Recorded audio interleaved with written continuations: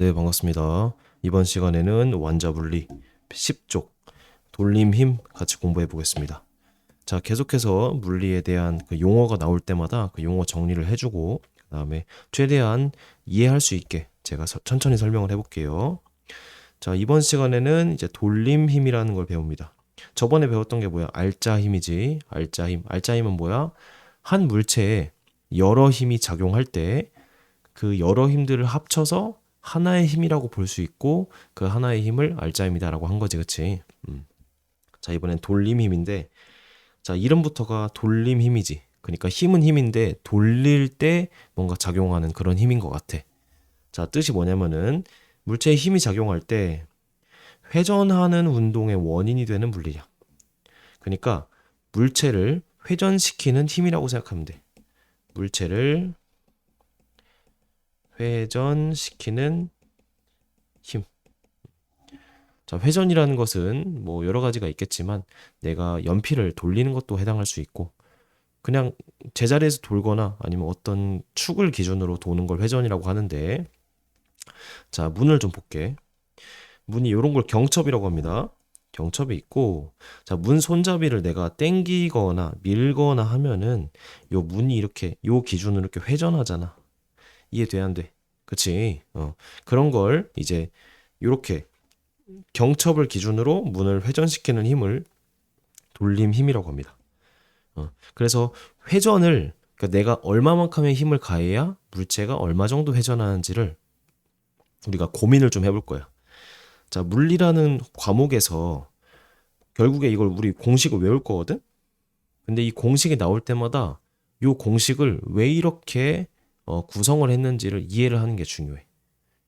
그냥 시험이니까 단순히 암기를 해도 되는데 그것보다도 내가 돌림 힘이라는 거는 결국에 물체가 회전하는 거를 얼마만큼의 힘을 줬을 때 얼마 정도로 회전할지 이런 거를 좀 알고 싶어서 최대한 단순화시켜서 공식으로 만든 거거든. 자, 무슨 말을 하고 싶냐면 문이 있어.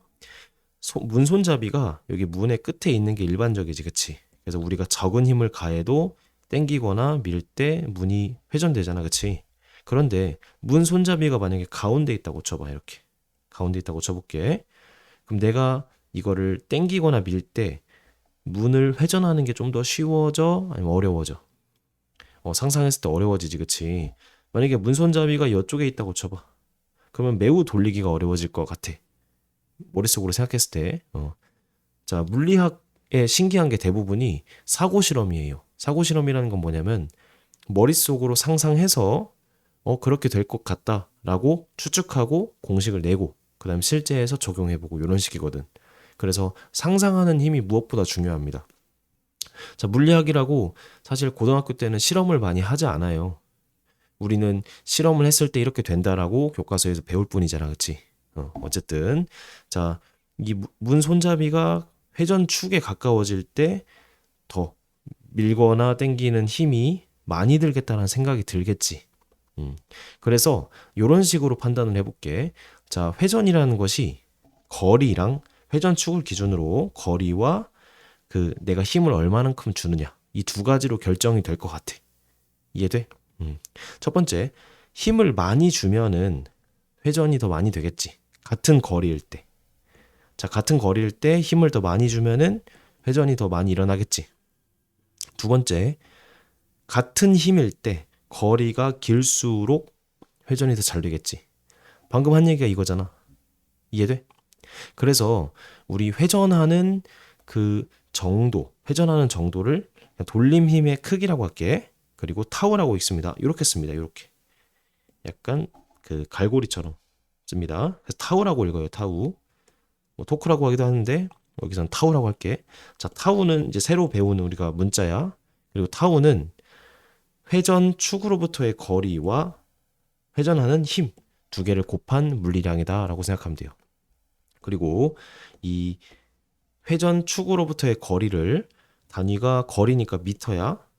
그리고 힘의 단위는 뉴턴이었지. 그래서 타우의 단위는 뉴턴 곱하기 미터입니다. 이렇게 알아두자.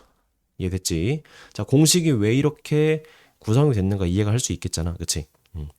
회전을, 그러니까 힘이 일정할 때 거리가 회전축으로부터 길면은 회전이 좀 더 잘 될 것 같고, 그리고 힘을 더 많이 주면, 거리가 일정할 때 힘을 더 많이 주면 회전이 잘 될 것 같잖아.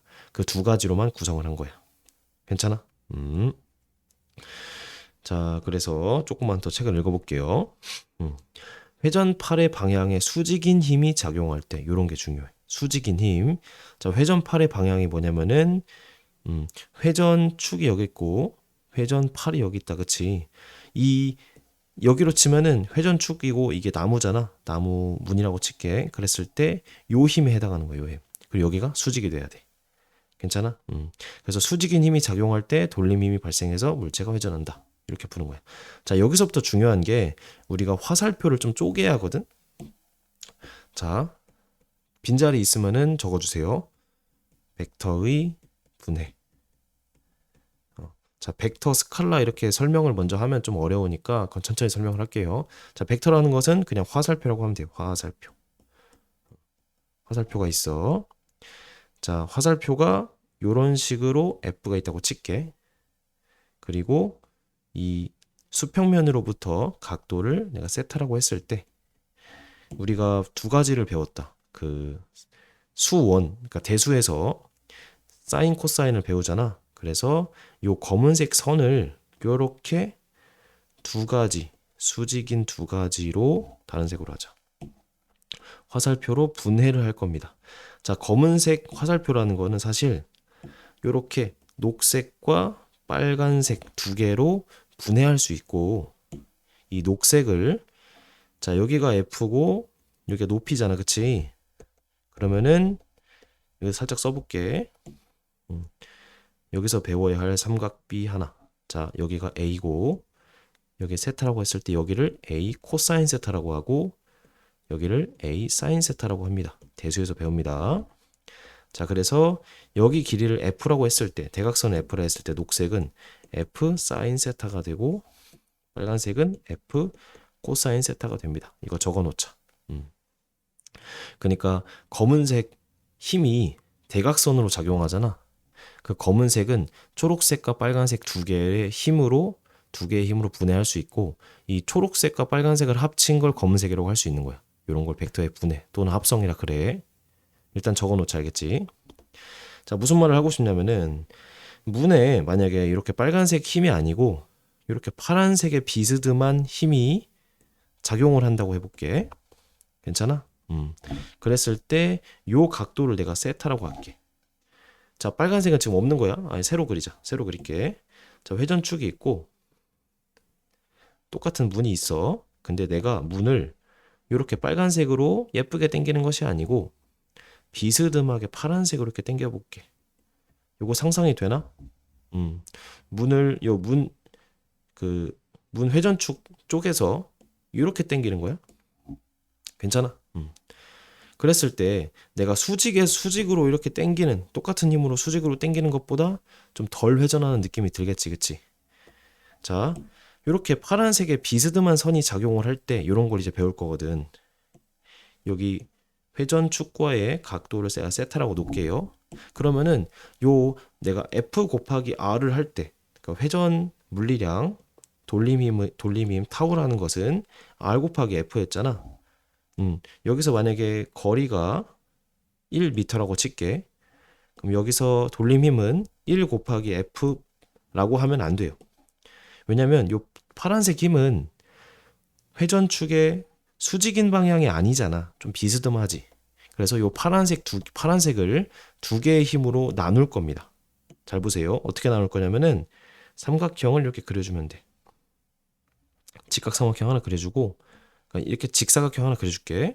그 다음에 요런 힘 하나랑 그 다음에 요런 힘 하나. 그러니까 녹색과 초록색 이 두 가지 힘으로 파란색을 나눌 거고, 자, 세타가 여기니까 이 녹색은, 연두색은 F 사인 세타라고 할 수 있겠지. 그리고 초록색은 F 코사인 세타라고 할 수 있겠지. 괜찮아? 그래서 요 파란색의 힘은 둘 다 초록색이라고 해서 미안하네. 초록색과 연두색 두 가지 힘으로 분해할 수 있고, 그 중에서 요 문을 회전시키는 데 사용되는 힘은 요 녹색에 주목을 해야 합니다. 회전축과 수직인 요 힘만 우리가 볼 거예요. 그래서 결국에 요 타우라는 것은 거리 1 곱하기 F가 아니고 F 사인 세타 이렇게 계산해 줘야 한다고. 자, 갑자기 뭐 세타 나오고 사인 세타 나오고 코사인 세타 나오고 막 삼각형 그리고 어지럽잖아. 일단은 알아두어. 그러니까 힘이라고 무조건 힘을 곱하는 것이 아니고 회전축의 수직인 방향에 대해서 그거를 따로 뽑아낸 다음에 그거를 곱해야 한다. 이해됐니? 좋습니다. 자, 그래서 왼쪽에 살짝 주의해만 볼게. 이 돌림 힘의 단위는 뉴턴 곱하기 미터고 우리 중학교 때 아니면 고등학교 때 통합과학에서 일이라는 걸 잠깐 배웠었어. 일은 단위가 줄이야. 단위가 일단 많아서 복잡하지. 천천히 쌤이 정리를 해줄게. 근데 이 일의 단위도 뉴턴 곱하기 미터예요. 힘 곱하기 거리거든. 그래서 힘과 길이의 단위의 곱으로 나타낼 수 있어서 이 돌림힘의 단위와 타우와 그리고 일의 단위, 줄이 뉴턴 곱하기 미터, 힘 곱하기 거리라는 그 물리량으로 비슷하게 생겼거든. 그래서 일과는 다른 물리량이라고 해석을 해야 돼서 이 돌림힘의 단위를 똑같은 뉴턴 곱하기 미터라고 줄이라고 쓰면 안 돼. 이건 참고만 해도 알겠지? 좋아. 그 다음에 쌤이 여기서 이 각도를 통해서 잠깐 얘기했던 것이 여기에 또 있습니다. 자, 완자 책을 하나하나 뜯어가면서 천천히 설명을 할 거니까 좀 영상의 분량이 길 수 있습니다. 길 수 있지만 좀 시간이 되는 학생들은 배속으로 이 많은 양을 천천히 봐줬으면 좋겠어. 그래야 이제 우리가 공부를 하는 게 있어서 좀 더 제대로 공부할 수 있다고 생각하거든.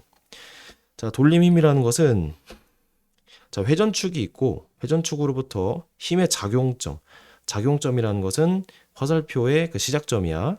여기까지의 거리를 R이라고 하고 자, 타우라는 것은 R 곱하기 거리라고 아까 했었잖아. 그치? 공식이. 근데 요 R은 딱 보면 알 수 있어. 그냥 화살표의 시작점부터 회전축까지의 거리 그냥 구하면 되거든. 근데 힘이 문제야. 힘이 무조건 F 써 있는 거를 여기다 넣어버리면 안 되고 자, 힘을 보니까 이 회전축으로부터의 수직인 힘을 내가 뽑아내야 하는데 수직이 아니라 좀 기울어져 있잖아. 그래서 직사각형을 그린 다음에 자, 높이 F 여기 길이가 자, 대각선의 길이가 F면은 F 사인 세타 밑변은 F 코사인 세타라고 두 개 나눌 수 있다고 했지. 그 중에서 수직인 성분인 얘만 본다는 얘기야. 그래서 거리에다가 그 F라는 힘 중에서 수직인 성분에 해당하는 F 사인 세타를 곱한다. 이렇게 할 수 있다고. 그리고 조금 문제가 어려워지면은 바로 이제 사인 세타 이런 거를 그 내가 대입을 해줘야 하거든. 알고만 있어 두자. 알겠지? 좋아, 좀만 더 할게요. 그 다음 11조. 내가 돌림 힘을 이제 공식이 나오는 과정을 좀만 더 설명을 해볼게. 자, 같은 힘인데 내가 벤치로 요 나사를 조일 거야.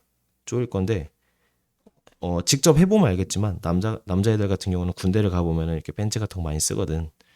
이 큰 벤치, 그러니까 거리가 긴 벤치를 사용하면 힘이 덜 들어. 자, 그래서 상상으로만 해보자. 직접 할 수는 없으니까. 같은 힘을 줄 건데 이 팔이 길이가 짧은 거랑 팔이가 길이가 긴 거랑 두 개를 비교할 거야. 결국에 길이가 긴 게 나사를 조이는 게 더 편하거든. 그래서 같은 힘이라면은 거리가 커져. 그럼 얘를 더 회전을 잘 시킬 수 있다 이 얘기야. 그래서 밑줄만 치자. 뭐 회전팔의 길이가 길수록 돌림힘이 크다. 밑줄 한번 쳐봅시다. 그래서 이 돌림힘이라는 거는 뭐랑 비례해? 돌림힘 R이랑 비례한다. R은 여기서는 그 회전팔의 길이 또는 회전축으로부터 이 힘의 작용점까지의 거리라고 할 수 있는 거야. 알겠지? 자, 두 번째. 이번에는 같은 벤치를 쓰는데 이번엔 거리가 같은데 힘을 내가 회전을 내가 시킬 건데 요렇게 힘을 줄 때가 있고 두 번째는 비스듬하게 줄 때가 있고 세 번째는 수직으로 줄 때가 있어. 이 셋 중에 어떤 힘을 줬을 때 얘가 회전을 더 잘 될까? 그치, 여기겠지. 딱 봐도 이 회전축에 대해서 수직으로 내가 회전을 시키면 더 회전이 잘 될 거 아니야. 상상이 되지, 그치? 그래서 자, 밑줄 힘과 회전팔의 방향이 이루는 각의 세타가 직각에 가까울수록 돌림이 크다. 자, 여기서 세타라는 것은 요 회전팔의 방향이 이쪽이잖아. 근데 힘이 날아나면은 요 각도가 0이란 얘기야. 0도.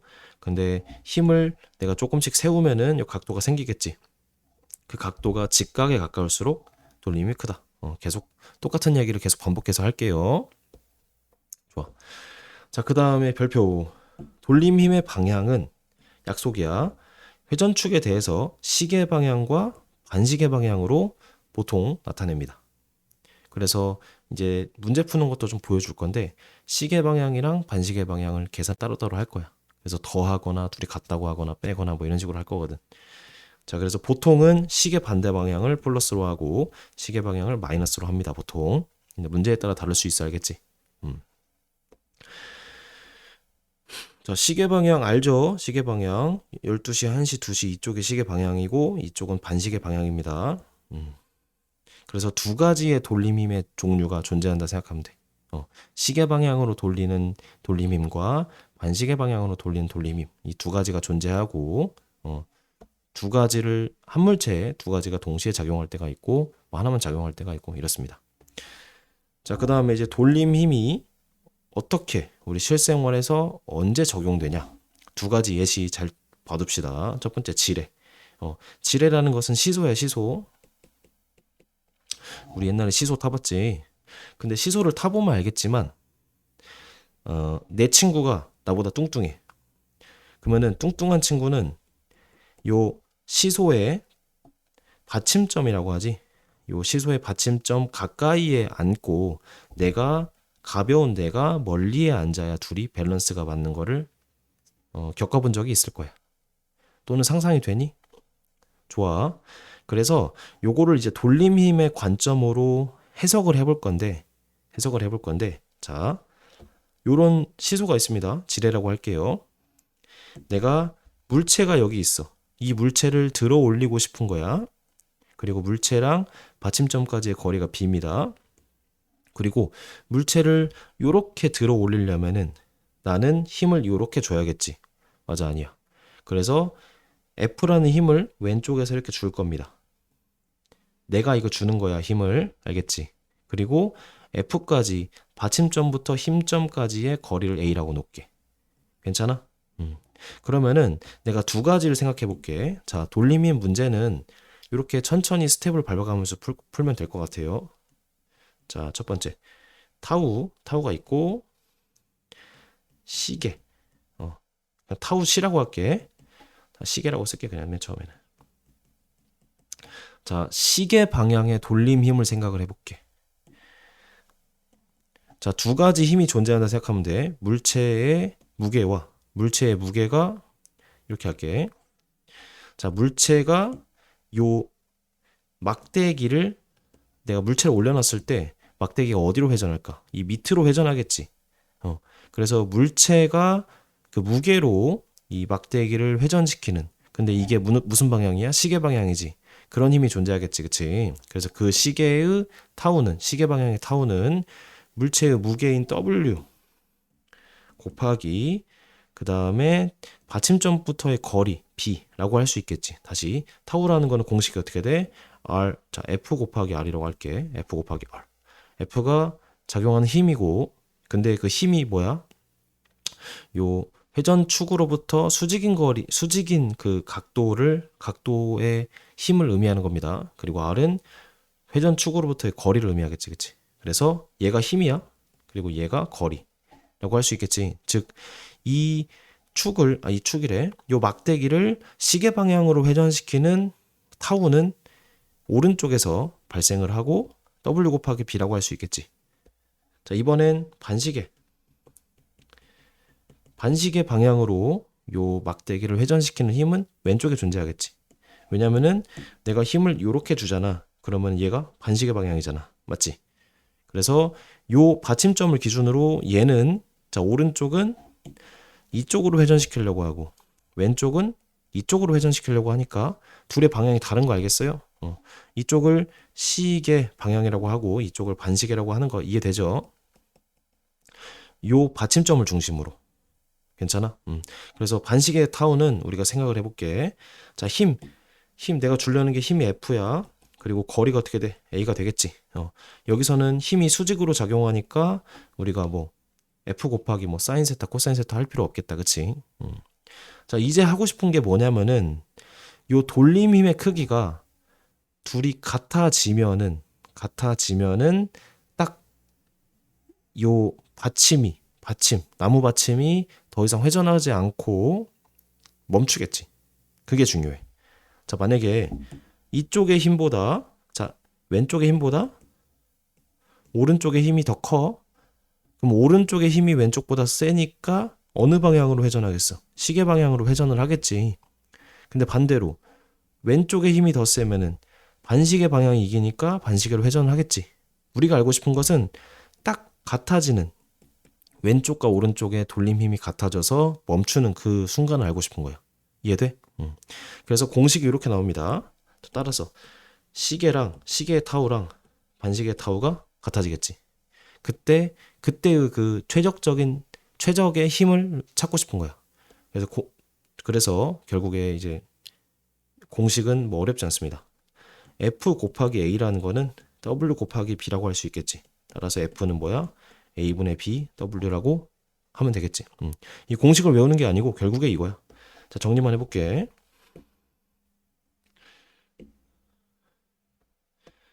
자, 힘 곱하기 거리는 힘 곱하기 거리다. 거리는 힘, 거리다. 요런 식으로 공식을 써서 식을 정리하면 되겠습니다. F 곱하기 A는 뭐야? W 곱하기 B다. 요런 식으로. 그래서 정리만 하면 돼. 자, 그럼 요렇게 F 곱하기 A는 W 곱하기 B라는 공식이 있을 때 A가 B보다 커. 그러면은 F랑 W를 비교했을 때 F가 작고 W가 커야겠지. 그래서 적은 힘으로 무거운 물체를 들 수 있다 이 얘기입니다. 시소를 해보면 자연스럽게 아는 건데 걔를 수식화시켜서 표현해 본 거예요. 그래서 회전에는 두 가지 힘이 있다. 시계 방향으로 돌리려는 힘과 반시계 방향으로 돌리려는 힘이 있고 그 두 힘이 같아지면 물체가 회전을 멈춘다. 괜찮죠, 그쵸? 자, 그 다음에 지뢰랑 자주 나오는 것이 축바퀴입니다. 축바퀴는 잘 봐. 이렇게 기구가 생긴 거고 물체를 이렇게 들어 올릴 거야 또는 내릴 거야. 그리고 지름이 좀 다른 두 가지의 두 가지의 회전 그 뭐 막대기 같은 것이 있고 내가 이쪽으로 힘을 땡기면은 얘는 이렇게 올라가겠지. 이거 상상이 되죠, 그쵸? 얘를 내가 이쪽에서 바라봤을 때 요런 모양이 생기겠다, 그치? 그리고 물체를 들어 올리는 그 축은 반지름이 작고 내가 힘을 주는 축은 반지름이 큽니다. 이런 식의 그림이 나오겠죠, 그쵸? 그럼 잘 봐. 자, 여기 회전축을 중심으로 물체는 여기 매달려 있고 자, 이렇게 막대기가 생겨. 그럼 물체가 요 회전축에 주는 힘은 요쪽 방향이 되겠지. 그리고 내가 회전축에 주는 힘은 이쪽 방향이 되겠지. 그럼 회전이 얘는 이쪽으로 일어나고 이쪽으로 일어나지. 그럼 요거는 자, 오른쪽은 시계고 왼쪽은 반시계겠지, 그치?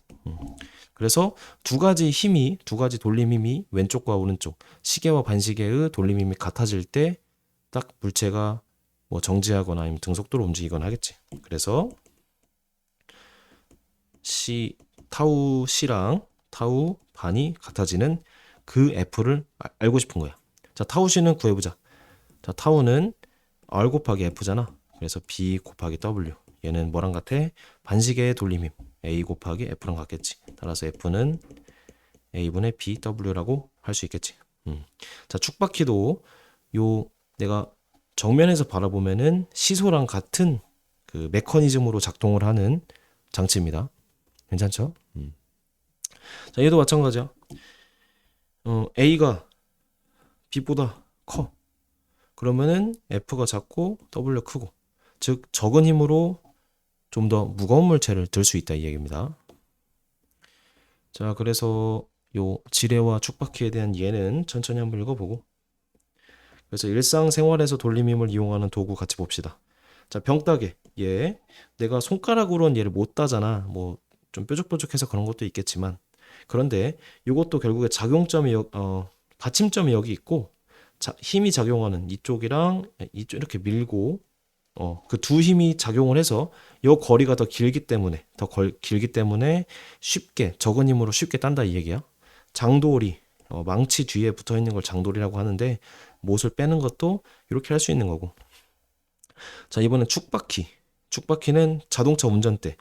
자, 요렇게 그 핸들이 이렇게 고정되어 있잖아요. 그리고 우리 손은 핸들로부터 좀 거리가 멀잖아. 거리가 클수록 거리가 길수록 좀 더 적은 힘을 줘도 얘네 핸들이 잘 회전한다 이 얘기입니다. 도라이버도 마찬가지야. 요 손잡이가 두꺼울수록 더 잘 회전을 합니다. 이것이 바로 축바퀴의 이용입니다. 그리고 우리 몸의 근육도 뭐 이런 작용으로 그러니까 회전에 관련된 모든 것들은 요 돌림 힘으로 해석할 수 있다 이 얘기야. 자, 물체가 회전을 해, 뭐 시계든 반시계든 그러면은 시계 방향으로 물체를 회전시키는 돌림힘이 존재한다라고 할 수 있고 그 돌림힘이라는 것은 회전축으로부터의 각도인 힘과 90도인 힘과 그 다음에 회전축으로부터의 거리 그 두 가지의 곱으로 표현할 수 있다고. 괜찮죠, 그렇죠? 자, 그래서 문제를 좀 간단하게 풀어봅시다. 저번에 풀었던 거 이어서 좀 풀어볼게요. 자, 저번에 2번까지 했고 3번 3번 아직 안 했지? 3번 안 했네 저번에.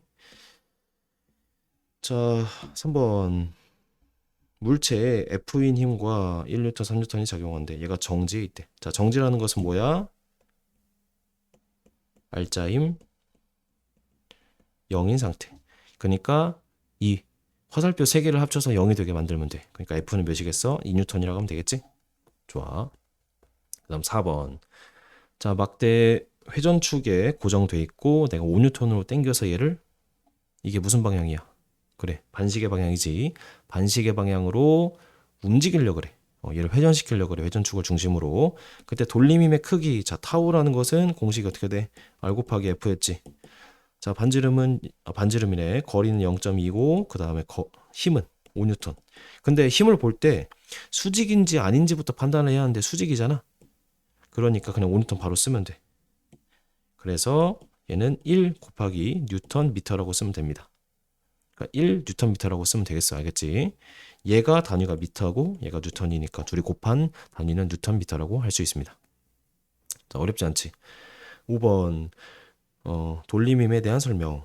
첫 번째, 회전팔의 길이는 무게중심으로부터 힘이 작용하는 지점까지의 거리다. 자, 무게중심은 그 다음 배웁니다. 일단 아니에요. 아니고 무게중심이 아니라 뭐라고 할까? 회전축으로부터 힘이 작용하는 지점까지의 거리다. 자, 여기로 보면 회전축으로부터 힘이 작용하는 지점까지의 이 거리를 내가 계산해 줘야 한다고. 타우는 F 곱하기 R 할 때 요 R에 대해서 알겠지? 자, 두 번째. 저 회전팔의 길이가 길수록 얘가 클수록 얘가 커진다고 했잖아. 맞지? 세 번째. 자, R자임의 방향이 회전팔과 나란하면 안 되지. 나란하면 안 되고 수직이면